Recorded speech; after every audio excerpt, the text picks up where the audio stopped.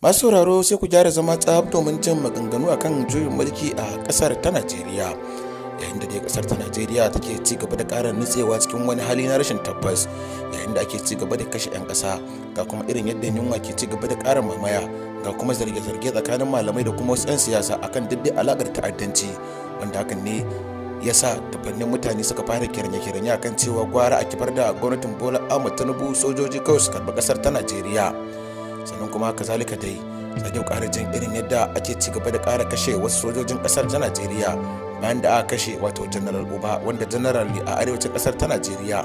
An ƙara kashe wasu sojojin wanda a halin da ake ciki dai sojojin karan kansu da suke kare al'ummar ƙasar ta Najeriya su ma fa ba su tsira ba.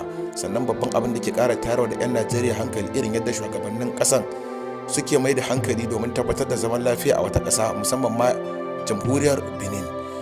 Isa dai masu sauraro muke so da ku gyara zama tsab domin yadda za mu sako muku cikakken wannan bidiyon malamin ku da ke kira kai tsaye kan cewa gwara a kifar da gwamnatin kasar ta Najeriya, inda kuma yake tsinewa demokaradiyya kan cewa kwalkwatar demokaradiyya ba ta da wani amfani a kasar ta Najeriya. Amma masu sauraro kafin dai mu kai ga sako muku cikakkun rahotanni, idan wannan shine farkon kama na ziyara wannan ce ta mai albarka, idan mu so da ku danna mana subscribe da kuma danna mana ƙararrawar sanarwa kamar haka.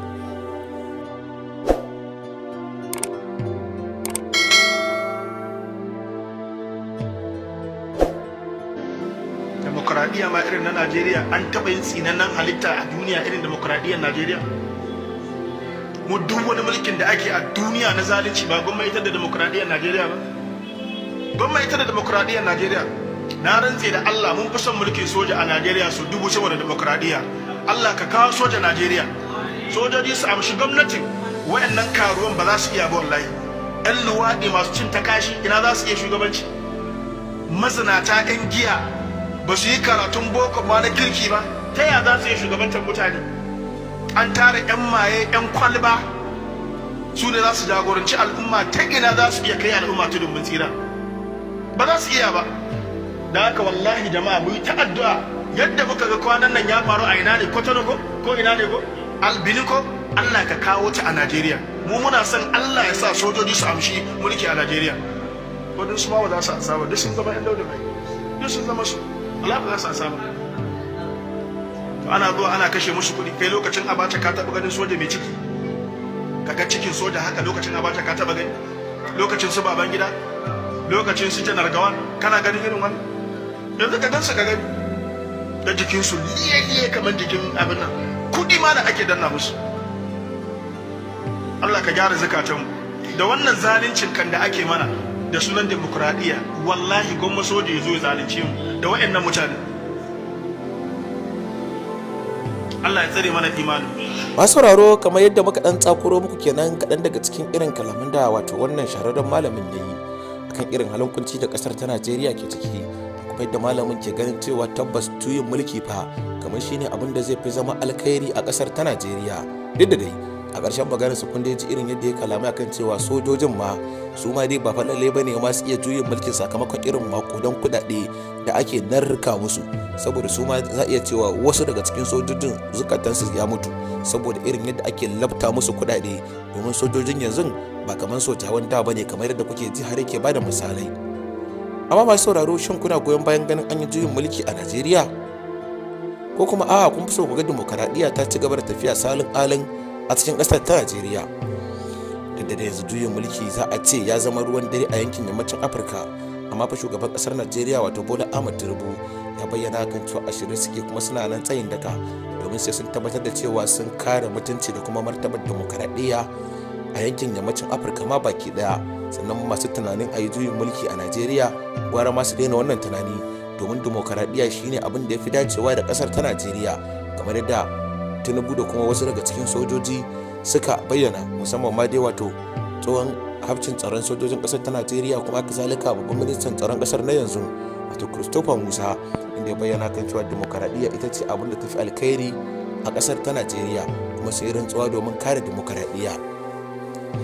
Dama sai dai kuma wasu da dama daga cikin 'yan ƙasar ta Najeriya fa gani suke fa kamar demokaradiyya tana musu tafiyar hawainiya, duba da irin yadda an kwasa shamar shekaru wanda akalla an kwashe shekaru da dama kasar ta Najeriya tana halin demokaradiyya, sannan demokaradiyyar kuma babu wani abin a zo a ga da ta tsina nawa al'umma, face ma sai ƙara samun koma baya. Kamar yadda idan kuka ji kalaman wannan malami za ku je na maganar da wannan mulki da ake cikin dimokuraɗiyya gwara ƙasar ma ta koma hannun wasu turawa mulkin mallaka masu tafi daɗi ma da akan dimokuraɗiyyar 'yan Najeriya. To wai me zai sa 'yan siyasar Najeriya ba za su gyara ba, tunda sun ce don al'umma suke yi. Kamata ya su gyara don al'umma su ci gaba da ƙara mara musu baya. Domin fa a yanzu juyin mulki da aka yi a Nijar, 'yan Nijar suna nuna jin daɗinsu da kuma godiya game da farin ciki tare kuma da godewa Allah subhanahu wa ta'ala. Haka zalika juyin mulki da aka yi a Burkina Faso, sannan ga juyin mulkin da aka yi a Mali. Duk dai wannan yankuna suna nuna jin daɗin su, sannan kuma suna nuna godiya, sannan sojawansu suna iya bakin kokarin su domin kare muradu da kuma kare dukiya game da rayukan al'ummar kasashen nasu, musamman ma na IES. Halin da ke ciki dai duk da kasar ta Najeriya tana ci gaba da ƙara fuskantar wasu matsaloli da kuma kazalika irin yadda wasu kasashe a yammacin Afirka ke ci gaba da raba gari da kasar ta Faransa, ita kuma kasar ta Najeriya kusan kullum dai ƙara ƙulla wata alaƙa mai ƙarfi take da kasar ta Faransa. Domin halin da ke cikin ba kuma nan da 'yan satattuka al'ummar Najeriya za su fara biyan kuɗin tax, wato kuɗin revenue, wanda za a fara biya a cikin wannan sabuwar shekara da za mu shiga. Sannan kuma babban abin da ya ƙara tarwa da wasu 'yan arewacin Najeriya hankali shine kasar ta Faransa ita ce kusan, kun gane ai, wanda za su je karɓar kuɗaɗen harajin.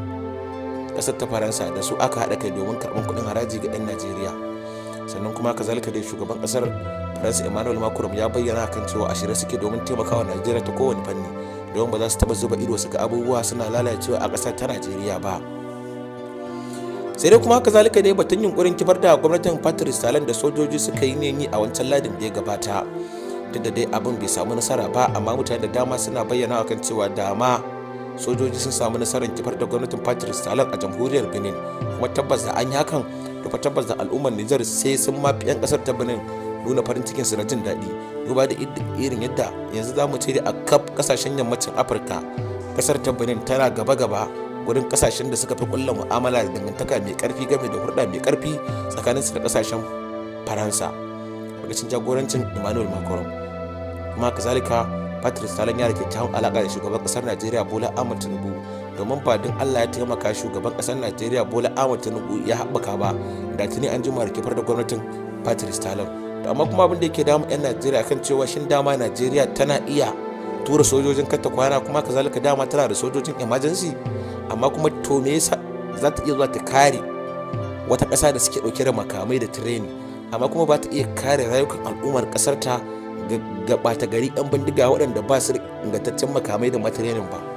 Sai dai ka ji fa an ce gari kaza 'yan bindiga gaba ɗaya sun kwamushe garin, ko kuma an ce gari kaza yana ƙarƙashin ikon 'yan bindiga, ba za a iya tura jami'an tsaro ba. Kai yanzu fa ta kai ta kawo su makarar kansu jami'an tsaron a arewacin ƙasar ta Najeriya ba fa tsira suke ba.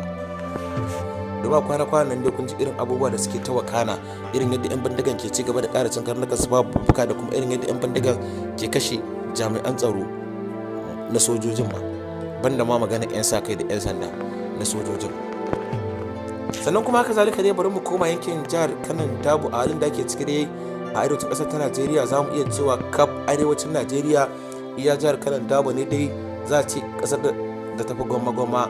Ita ma dai cikin hukuncin ubangiji a cikin 'yan kwanakin na 'yan bindiga sun fara kai munanan farmake-farmake, ba kuma ta muna yawan kawo muku labarin inda 'yan bindiga suke kai munanan farmake-farmake a wasu sassan ƙauyukan jihar Kanan Dabo waɗanda suke da iyaka da ƙasar ta Katsina. Wasu dai suna ganin cewa kamar sulun da ake da 'yan bindiga a yankin jihar Katsina su ne yasa 'yan bindigan suka daina ta'addancin a ta suka fara kwararowa zuwa cikin ƙasar ta Najeriya. Amma ba duk da irin kokarin da gwamnan jihar Kanan Dabo Abba Kabiru Yusuf yake yi domin tabbatar da zaman lafiya da kuma haɗa kai da jami'an tsaro domin ganin al'ummar jihar Kanan Dabo bai samu matsala ba, domin Abba Kabiru Yusuf yana iya bakin kokarin sa kamar yadda gwamnatin Najeriya take iya bakin kokarin ta.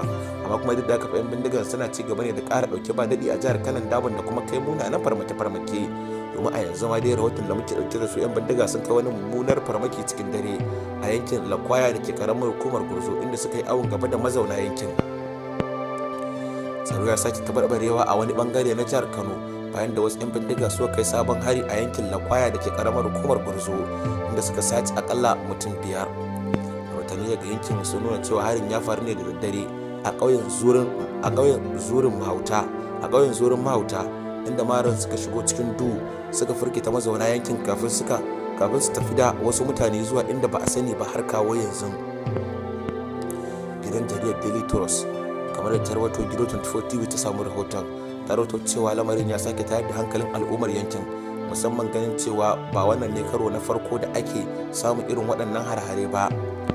Shugaban ƙauyen Zurin Mahauta Murtala Mai Unguwa ya tabbatar da faruwar lamarin, inda ya bayyana cewa 'yan bindigan sun shigo ƙauyen ne cikin duhun dare.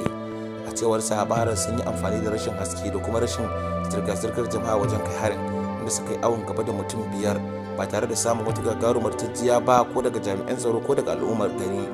Haka zalika rahoton da Aminiya ta wallafa kamar yadda Gido 24 TV suka samu, gidan jaridar Aminiya ya nuna cewa ya ce bayan faruwar lamarin an gaggauta sanar da jami'an tsaro domin ɗaukar mataki cikin hanzari. Murtala Mai Unguwa ya ƙara da cewa jami'an tsaro sun amsa kiran gaggawa da wuri, kuma aka fara ƙoƙarin bin sawun 'yan bindigar domin gano inda suka kai mutanen da aka sace. A martanin da sojoji suka yi, kakakin rundunar sojin runduna ta 3 Kyaftin Babatunde Zubairu ya tabbatar da cewa mutum 5 ne aka sace a harin. Kyaftin Babatunde Zubairu ya bayyana cewa dakarun sojin da ke yankin sun tashi tsaye wajen ganin an ceto waɗanda aka sace cikin ƙoshin lafiya. A halin yanzu idan al'umma na kan ƙoƙarin da jami'an tsaro ke yi domin ceto mutanen da aka sace, tare da fatan ganin an daƙile irin waɗannan har-hare a nan gaba.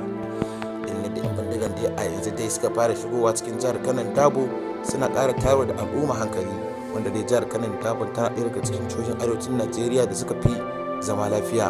Sai dai kuma 'yan kwanakin nan dai bata gari sun fara shigowa suna ɗauki ba daɗi da kuma kai munanan farmake-farmake, wanda hakan ke ci gaba da ƙara jefa al'umma a cikin wani yanayi.